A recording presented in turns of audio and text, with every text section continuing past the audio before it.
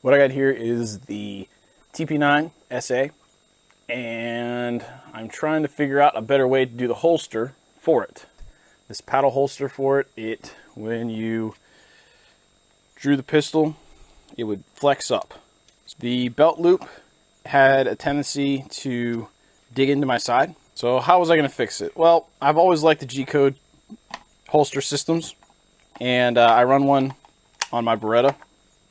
I noticed that the pattern was actually really close. At one point, I actually loosened the screws in the back of the holster and put it into an REI wheel that I had sitting around. What my goal is here is to take this holster, place this REI wheel adapter, make this a Canik TP9 G-code REI holster.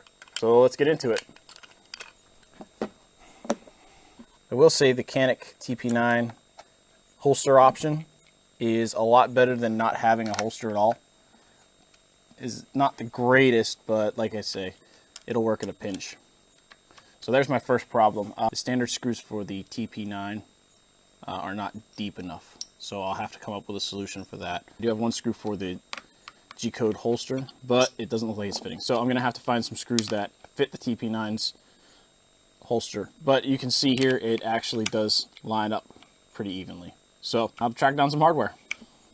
All right, so after some searching, I found the screws that would be long enough. Here's the size that I found.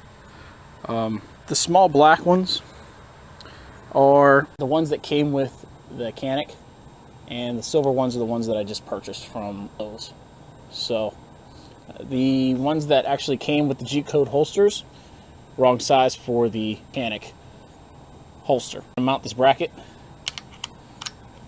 for the G-code. I'm going to use a little bit of blue Loctite just so it doesn't come out. These are brass inserts in here, so I'm not going to crank it down too much. I just want that extra bit of stick whenever I do put it in there.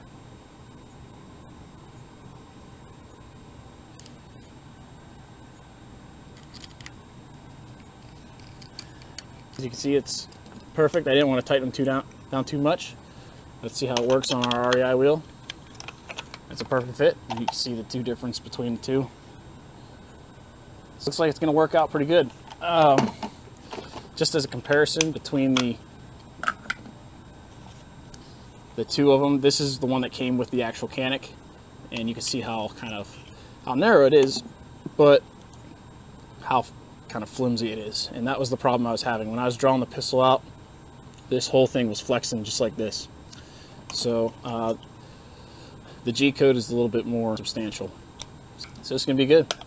Nice thing about this, I don't know if you guys are used to the G-code kind of system,